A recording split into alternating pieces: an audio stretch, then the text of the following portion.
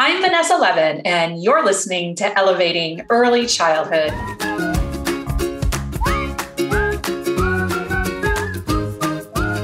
How do you communicate your students' behavior to their parents? How often is too often? Which behaviors do you let them know about? How do you let them know? Is it a phone call, an email, a text, an app, or the dreaded paper method? And which method works best? It's all so time consuming. And quite often, if we're being honest, most teacher prep programs don't prepare you for this aspect of teaching at all. That's why I invited one of my favorite people to break it all down for us on today's episode. This person has been in the education field for more than 30 years. He's served as an educational diagnostician and a behavior specialist on an early childhood campus.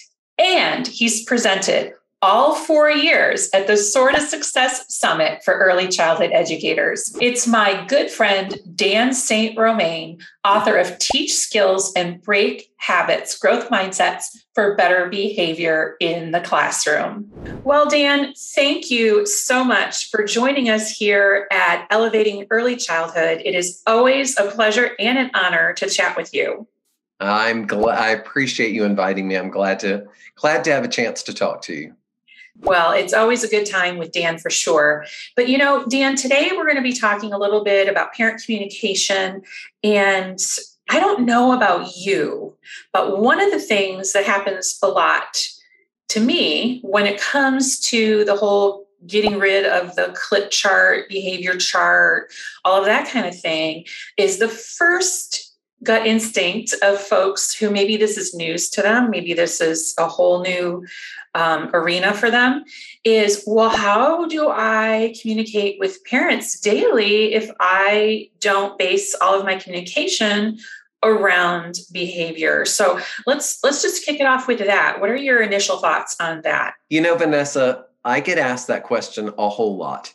And whether we're talking about the idea of the behavior folder or the clip system, I think we have to go back and say, well, what's our goal? Like when we provide that daily piece of feedback, what are we trying to do? And everyone says, well, we need to communicate with parents. Well, you know what? I'm all for the goal of parent communication, but we have to look at the outcome. So here's my question to you. Think about this. Vanessa, what if you dropped your kids off at lunch and then you went and had your lunch and you came back and the lunch lady stopped you and said, Miss Levin, your kids, they were a handful today. They really had problems. My question to you is, how would you handle that? Like, what would you do? Well, Dan, my first response would be to you to say, have you been spying on me? Because that has happened to me before. Second of all, I would probably respond to the lunch person and say, I'm really sorry that happened. Thank you for telling me.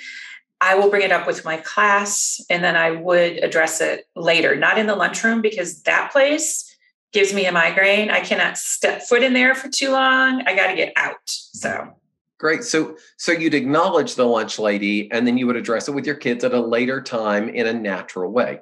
So here's my question. The next day you bring them back to lunch, and at the end of the lunch, that same lunch lady says, Miss Levin, I'm sorry to tell you this is a really rough day again. It was a really rough day. What would you do? I would have to figure out a better way to communicate with my class. I would probably say the same thing to her. Well, tomorrow's going to be a better day. Let's try it again. But yeah, I see where you're going here, Dan. The next day, the lunch lady stopped you and said, Miss Levin, that one right there, does it in front of the children, well-intentioned, that one. And the one on the end, And I know that sounds humorous, but what would you do? And you can see where I'm going, like day in and day out. This is called daily feedback. Now, here's my question. Is that the intent of the lunch lady to help you and the kids, yes or no? Yeah. Yeah, there's no question. She wants to give you feedback, Vanessa. But as the person who is receiving that feedback, number one, how would that make you feel to receive daily feedback? And number two, what would you do? Like if you kept getting that over and over again? Yeah, it would be frustrating. I think probably just based on my own experience in the classroom, I wouldn't be surprised when she started naming names. It would be the same kids, right, that I already knew were a problem. And telling her, well, that's where they are developmentally, or, all that kind of stuff. Yeah, I can see. And I'm going to go to this place now. I feel like your mindset is very progressive, which is great and probably why we connect. But do you know what I find most teachers would do in response? Something called punishment, consequences. Like there would be consequences for their behavior, because it's like, well, they're telling me this, so the obvious assumption is I need to do something about it. And so you would consequate, and then, whatever it is, take 5 minutes off of whatever it is, or guys, we've talked about this, and you'd reprimand. And you know why you would do that? Because you feel like you need to respond to that. Would you agree with that? Yeah, I think that's okay. Now, you ready for this? How about this? What if one day the feedback is the lady says, oh my gosh, Miss Levin, they had a great day. What would most teachers want to do if they were told your class had a great day? What do you think most teachers would do? It's the opposite of what we do when we consequate. So we want to celebrate. Yeah. And you know what that looks like? It's a reward. We get stickers, but I'm sorry, but it's true. Yeah. We consequate inappropriate behavior and we reward positive behavior. And the reason I tell you that is because I find parents go to that same place. When we provide feedback that is negative, their initial response in order to support us is they go to a place of punishment. Right. And whenever things go well, and you've heard a parent say, if you have 3 good days, I'll take you to McDonald's. Here's my problem with this. I think daily feedback leads to a model of punishing and rewarding behavior, which is what I'm trying to get away from. And we'll talk about why in a minute. That's one thing. The other thing is it damages relationships. Right. Whenever you provide daily feedback. When you're working with kids, have you seen kids just give up because they feel like they're always in trouble? Yeah, or absolutely. Have you had parents that don't answer the phone or look at the behavior folder because they hear the same thing over and over and over? Right. I know as a parent of a child who had some challenging behaviors, I dreaded picking my child up, not because I didn't love them, but I knew that folder or that clip was going to be in a bad place. And then that led to a power struggle at home every single night. It was well-intentioned, but number one, it led to punishments and rewards, which I didn't want. Number two, it damaged a relationship. And the biggest one, okay, no, Vanessa, I'm going to laugh about this. What if you had a co-teacher that had a problem with you? So right. She went to the administrator and said, we need to talk about Vanessa. And the administrator came and talked to you about your co-teacher. Would you like it if your administrator said that one of your co-teachers went and told him what happened? Yes or no? No. No, you wouldn't want them to tattle on you, would you? We tell kids not to tattle and then we model it. Like, I know that sounds ridiculous, but that's what it is. Vanessa, have you ever had the situation where you've dropped a child off at the car door? You open up the car door and that mama looks at you and says, was he bad today? Right. Yeah. And it puts this strain and the kid's looking at you going, right. Mama's looking at you and you have to decide whether or not you're going to tattle. Yeah. And you're holding up the car line, lady. Get a move on. I want to go back and say, when we're talking about communication, the intent of communication is great, but the outcome sometimes is problematic. Right. The other thing is I want kids to be independent. And when I'm constantly giving daily feedback, I'm doing things to them rather than with them. Vanessa, do you give daily feedback to parents about how kids are tying their shoe? Yes or no? No. How about how they're learning their letters? Not daily, no. Sounds? No. So my question is, do you ever give daily feedback to parents about anything but behavior? Yes or no? No. So then why do we do it with behavior? Right. And I see a lot of parents shutting down. Now, here's what I'm going to say. If you're constantly, I have 4 boys, and if you're constantly getting negative, then you shut down. Right. And if you're constantly getting positive, smiley face, you stop looking at the folder because you know what it's going to say. Right. Absolutely. So it's really not accomplishing the outcome of what we want. Right. I think that's very true. And, I personally, I'm all about here at Elevating Early Childhood, we're all about teaching smarter and not harder.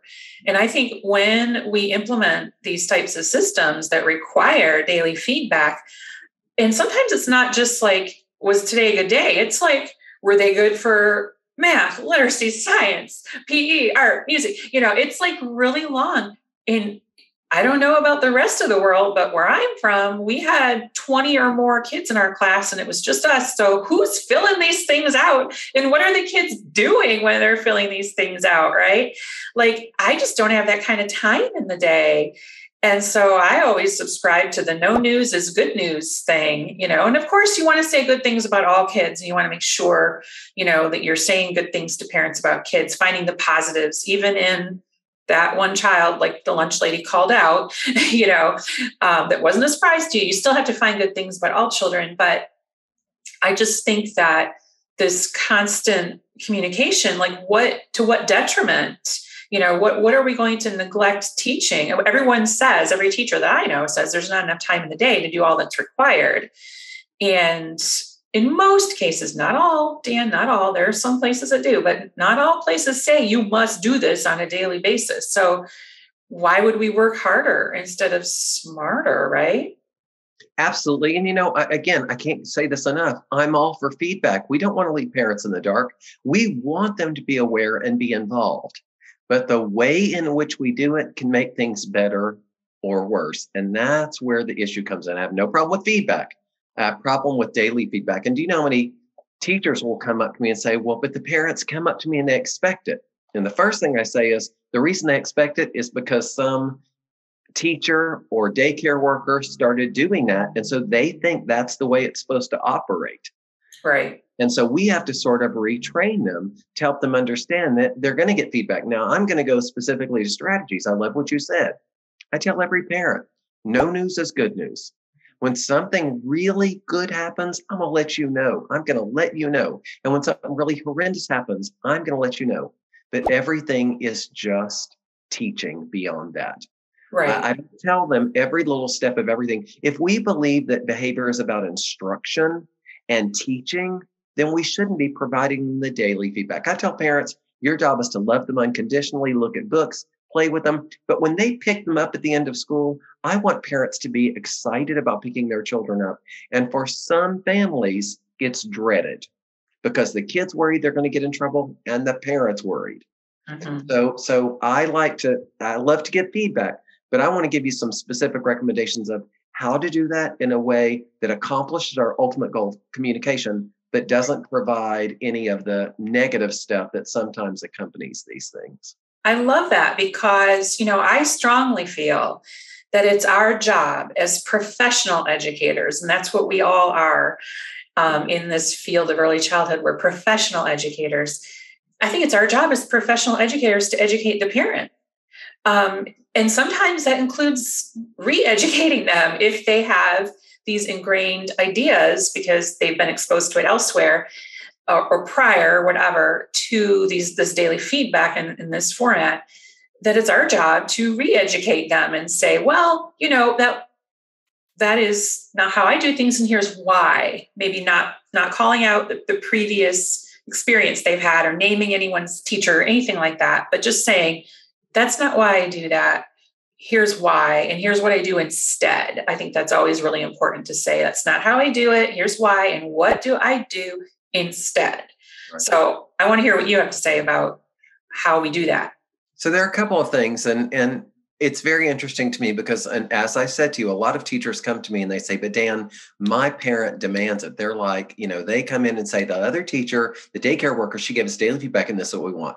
If you have a strong, healthy relationship with a parent, then you are going to have the ability to help them understand why it's not in the best interest to provide daily feedback. Number one, because you want to spend all your time teaching and you want to be hands-on with those babies 100% of the time rather than spending a lot of time on feedback. So that's one reason why we don't do it. The other thing is I help parents understand, and I say, you know what I found? I found for the most part, kids know what's expected. They know what they shouldn't do, what they should do. And for the most part, they're doing well. But what I find is it's all about teaching, and I don't provide daily feedback about anything academic. And so when it comes to behavior, I prefer to do things in-house and work through and create teachable moments in my classroom. Mm-hmm. So what I tell every teacher is the word is intermittent. Intermittent feedback is what you want. You don't want daily feedback. because that's blow by blow. And Vanessa, do you have bad days? Oh, for sure, Dan. And kids do too. And so would you want someone reporting every single day how you're doing? No. Yeah, some days we have good days, some days we have rough days. So what I tell parents is we're going to provide feedback. But what I do is I say intermittent. You know what that does? It allows you to differentiate. One of my favorite things to do is, Vanessa, I'll take a class roster and I'll put it on my desk. Okay, just put it on my desk. So it's the third day of school or whatever. The end of the day comes, the bell rings, and I'm like, it was 3 degrees of crazy. I had very little time to even get backpacks ready to go, much less do anything else. But then the fourth day of school, I look up and we have like 3 minutes before school's over. And I'm like, I have time. Kelsey, come here. Oh, Kelsey. Oh, what did we get all excited about? That's right. You got your buttons. You know what? Let's write a note together to mom about that. And we write a little note about how she buttoned her coat that day. But it also could be, let mom know what happened today. You let a friend go in front in the line. Now, you realize those are positive things, but that's what I want to do at first is build up that relationship through positive. It allows me to then, when needed, say, we had a hard time when during centers. Yeah. And so the notes can be positive or negative, but when I write a note, what you can do is you can highlight that child's name on your desk and they take that little note home that y'all wrote together and that's done. So the next day comes, you don't have any time. The next day comes, you don't have time. The next day comes and you look up and you have like 7 minutes. You're like, I can get 2 kids in. Vanessa, come over here. Brian, come over here. You write 2 notes, you highlight their name. And what I try to do is in a 6 or 9 week period, try to make sure that every child has gotten 1 note home. Yeah. It's a very tangible way to provide feedback. Now, I try to make the feedback, Vanessa, not just about behavior. Because I don't want my relationship with the parent to be centered around that. I want the communication to be very, very general. Sometimes it's about behavior. Sometimes it's about other things. They're just notes in general. And I'll be honest with you, I provide very, very little note feedback on negative behavior because I just don't find it helps. Right. I do that when I'm on the phone. I do that during parent communication, parent conferences. Yeah. But I generally don't do that in notes because I find sometimes a parent's reaction in a well-intentioned way can bring about some problems in the home setting. So I love the idea of providing intermittent feedback to the parents and telling them no news is going to be good news. Now, with some families, you know what? I might need to call Vanessa up a couple more times. She might get a few more notes than the other kids do. Why? Because that's what she needs. But I try to make sure that all of the kids get intermittent notes home. So that's one thing I like to do. The other thing I do, Vanessa, do you ever set developmentally appropriate goals with your kids? Of course. Around any skill? Of course. Yeah. Well, I do the same thing with behavior. We don't call it that, but I'll say, my job is to help you be your best self. What are we working on? We're working on keeping our hands to ourselves. We're working on following directions. We're working on paying attention with our eyes. So the other thing I'll do is I'll set goals with all of my kids that are individualized. And we write notes home to the parents together, obviously, at this developmental level. And we write little notes about the goals that we're working on. And then periodically we'll send goals to the updates on the goals to the families. And they love that because guess what that does, Vanessa? It's individualizing and differentiating based on the needs of the kids rather than blow by blow for the whole class. I like what you said, Dan, about, contacting the parents intermittently. I totally think that is, no news is good news in a lot of cases. And one thing I was thinking of when it comes to constant feedback about behavior, and sometimes certain kids are getting that constant negative feedback, that damages that relationship that we really want to build and strengthen with parents, especially when we're talking about the youngest students. Like this is often, if we're talking about pre-kindergarten, this is their first formal, quote unquote, formal school experience. And if we damage that relationship at that early age, it could have an impact on the way that that parent interacts with schools for the rest of that child's life. And I think it's really important to think about that. I like to think about it in terms of like a piggy bank. Like we can make deposits into the piggy bank or we can take things out, right? And if we're giving constant negative feedback to parents, we're constantly taking withdrawals from that piggy bank. And pretty soon the piggy bank will be empty. And then what are we going to do? Our relationship is ruined. We don't have any way to move forward. There's no feedback unless I give a lot of positive feedback to make up for it. You really don't want to get caught in that game, right? I mean, so. But there's a difference between constant praise and encouragement and giving families and parents hope. And so I don't care how rough the behaviors are. I say, okay, so I have a question, Mom. Did Michael know the first letter of his name whenever he came? What? Whenever we showed him the first letter of his name, did he know, Mr. Chairman? He didn't know what a letter was. How's he doing now? He's doing great. You know what? It took him a while, didn't it? It took him a real long while. Well, guess what? The same thing is true with keeping hands to ourselves, following directions. And so a great phrase that I use is this. Sometimes it takes us a while before we can master a skill. Yep. And so that way, it's not my child's being bad or good. It's just your child's got to learn a skill and they're in pre-K. So you know what I'm doing? I'm spending all the time talking parents off ledges that are very concerned. And I'm like, they're just in pre-K. And if that parent gives up at that young age and feels like the relationship is damaged, like you said, because of that constant feedback, they're going to shut down before they're even out of the gate. Right. So I think we don't lie to parents. Right. We don't, keep information from them. But the way in which we provide that feedback needs to be in an encouraging and supportive and optimistic way, rather than, and then he did this, and then he did this, and you need to know about this. My guess is that family already knows that. You are not surprising them whatsoever. We need to be the voice of encouragement and hope when it comes to providing the feedback. Now, I want to give you one more suggestion that, Vanessa, is controversial, but it's one of my favorite things to do. Whenever I process a child in the office and I'm dealing with behavior, or in a classroom when a situation occurs, I will always, if it's a pretty severe situation, I'll call the family to let them know. You don't send an email, Vanessa. You call them when it's something really big, because you can put context. And one damaging thing that I think teachers do they're well-intentioned, they'll write a note home about something sort of severe, or they will email, both of which lack the context. So when things are really big, you need to call the family. But this is what I tell the family. I say, Vanessa, you know what? I saw your daughter today and I explained the whole situation, but you know what? It's going to be great. But here's what I want you to know, Vanessa. Please don't bring it up to your daughter tonight. And the family says, excuse me? No, I told your daughter that I wanted her to go home and tell you what happened. Now, I get they're 4 years old. I get that. But I think one of the best consequences for behavior is for kids to have to own up to whatever happened. Just like I tell them, go home and tell your mom you tied your shoe today all by yourself. I also say, go home and let your mom know what happened with a friend today. What happened? That's right. We pushed a friend and they got hurt. And I tell them, now, here's what I'm going to say, Vanessa. I tell the family, I say, when the child gets home, don't broach it. It just been a great day. What's going on? And as the evening goes on, so did anything happen at school today? If they don't bring anything up, that's great. Okay, well, how about recess? Did anything happen? And you can lead that horse to water, but we're trying to get your daughter to look at you and say, Mom, I had a hard time at. So you can say anything special happened and lead her all the way. Vanessa, if she ever looks at you and says, Mom, I pushed a friend down today, the first thing I want you to say, Mom, is, I'm so proud of you for telling me, honey. Give me a big hug. And families hear that. They're like, what? What? You're not validating the child for what they did, and you're not condoning it. You're not saying it's right.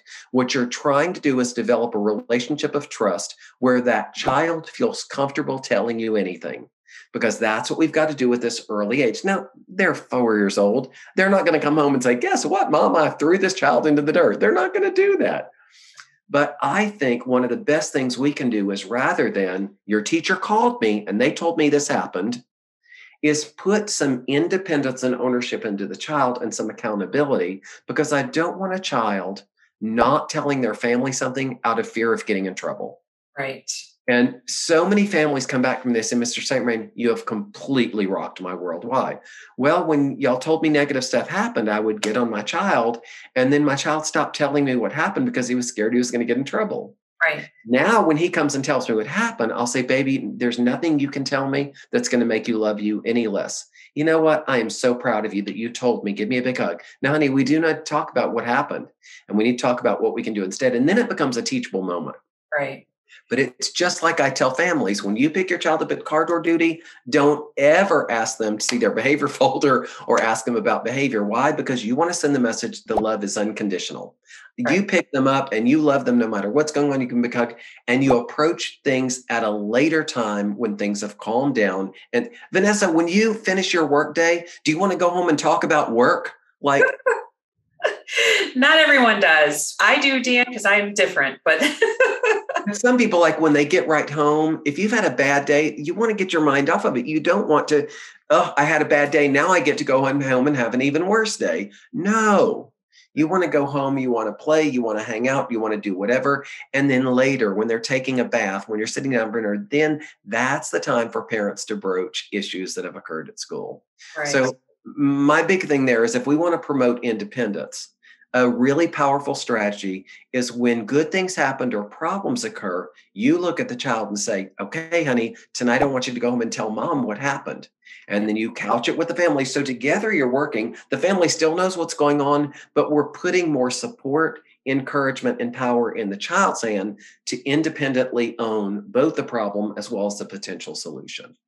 I love that, Dan, because I think that, what you're laying out here is a really solid foundation for parent communication or feedback at the early years that, if established right from the get-go, could have, and you would know better than I would, have a great impact on them when they become teenagers and when it is a time when that happens. So that's huge, because I always tell families, you want your children comfortable talking to you about anything, because as they get older and the issues get bigger, you don't want them not telling you a thing because they're scared they're going to get in trouble. Right. You want them to feel like that even if they are in trouble and even if there are consequences, they feel comfortable in coming to talk to you, because if they start hiding stuff from you at an early age, that's going to be problematic. In terms of parent communication, intermittent is absolutely huge.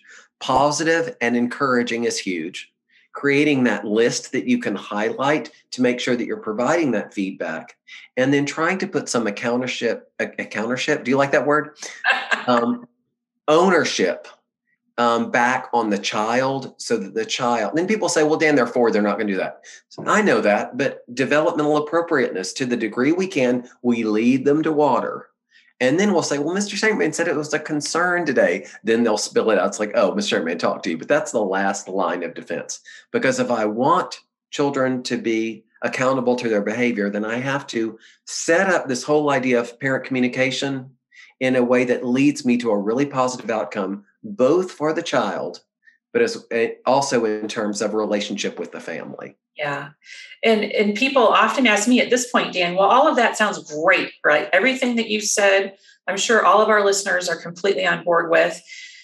But then a lot of people will say to me at that point, well, how do I let parents know all this?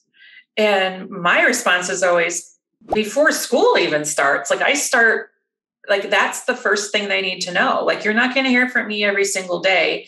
And you set the expectations up front and the reasons why before the kids ever get there, so that you're not having to backtrack and say, and trying to fill in the gaps later. That's not working smarter. What do you think about that? I think it's prevention versus intervention. The phrase that I've always used with teachers is, you have to build a bridge before you walk on it. True. And the bridge is the relationship. And if the first time that mama hears from you is when there's a problem, then you're going to be backtracking with intervention. But if at back to school night or before at meet the teacher night, you sit down all the parents and explain to them. I tell them, as a daddy of 4 and as a dad that got daily communication, this is why I used to give daily feedback. I want you to know, as a class, these are the reasons why I've moved away from that. And this is what I do instead, because I don't want to just do blatant feedback. I want to do individualization. And, I'm sorry, my brain is going in several directions, but do you know one of my favorite things as I think about this is I had a parent of a 6th grader come and see me once. Said, Mr. Saint Romain, oh my goodness, you worked with my son. And I said, how old is your child now? Oh, he's in 6th grade. And he said, you ready for this? I said, what? He still has a note pinned up on his right above his bed that you and he wrote together to me when he was in, kindergarten or whatever. And what she told me is, what's so interesting is my son had a lot of issues and I was getting daily feedback. And do you know what? That one note was more powerful than 3 years of daily feedback could have ever been. So what I tell people is individual feedback. Parents would prefer that's really individualized based on their child than to have a whole sea of smiley faces and frowny faces. So I love that idea of prevention and working with families before problems occur so that they understand, because you can't deal with these issues in the middle of a crisis. We have to lay the foundation earlier. I love that. Think about it. How many of us that came up during a time when daily feedback was a thing, how many of our parents kept those little green smiley face papers? Like that's not a keepsake that you want. It would just be a thick book for me of green smiley faces. And a personal note, like you said, so much more effective and positive. So Dan, I think we have a really good grasp on how we can communicate or give feedback to our parents on an intermittent basis. And you've given us lots of concrete ideas for doing that. Well, I want to thank you for playing along, Dan, and for being a guest here on Elevating Early Childhood. And thank you to all of our listeners who tuned in today as well. Don't forget, you can rate this podcast, and you can go, if you're watching on YouTube, go below and leave us a comment as well.